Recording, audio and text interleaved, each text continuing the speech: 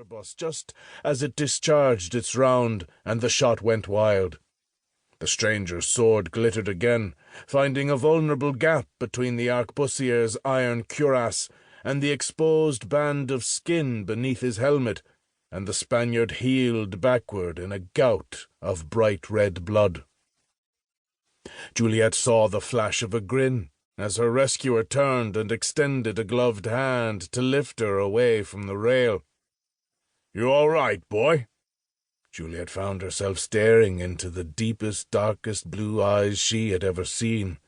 They were partly shadowed by the brim of an elegant cavalier's hat, the one side cocked up at a jaunty angle, topped by a plume dyed the same shade of purple as his doublet and breeches. "Boy?"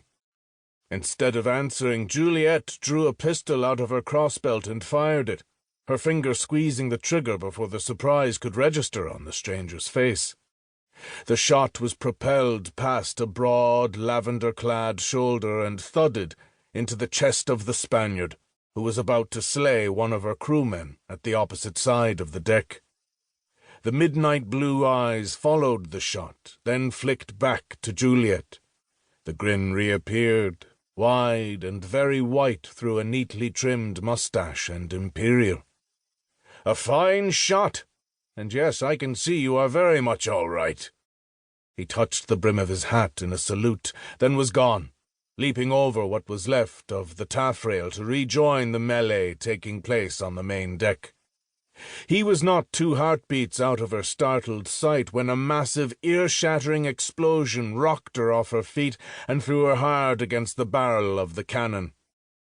Juliet averted her face as a blast of heat laden with particles of stinging debris swept across the deck.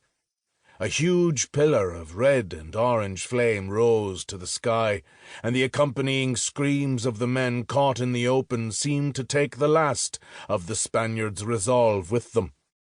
By 2s and 3s the soldiers began dropping their weapons and spearing their arms upward in surrender. Some fell onto their knees, others raised their steepled hands to pray for mercy. Juliet scrambled to her feet and ran to the rail. The waist of the galleon was a shamble, with bodies littering the deck from stem to stern. The explosion had not come from the Spaniards' powder stores, as she had initially feared, but from the deck of the much smaller English carrack that was bound to the galleon's hull by grappling lines. It was this distraction, when the Spaniard had closed for the kill and boarded the English merchantman, that had allowed Juliet's ship, the Iron Rose, to emerge almost unseen from the banks of haze and drifting smoke. She had come in under full sail and poured a series of crippling broadsides into the exposed side of the galleon before snaring it within her own cobweb of thick cables. A cry of "up and over" had sent the crew of the privateer swarming eagerly over the side to join the fray.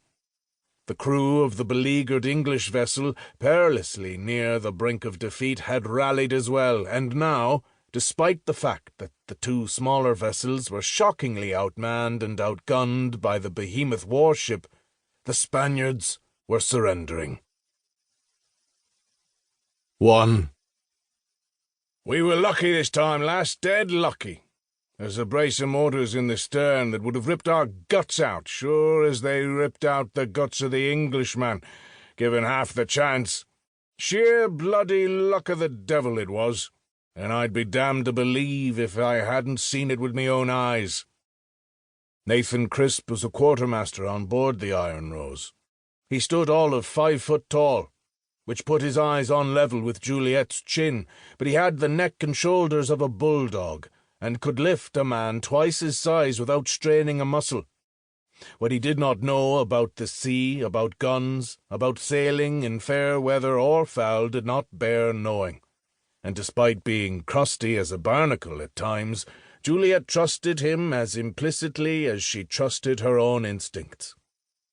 "How badly is the English ship damaged?" Crisp shook his head. "I've yet to go on board and have a good look, but she's well down below the waterline, and the only thing holding her up are the cables attached to this bloody galleon."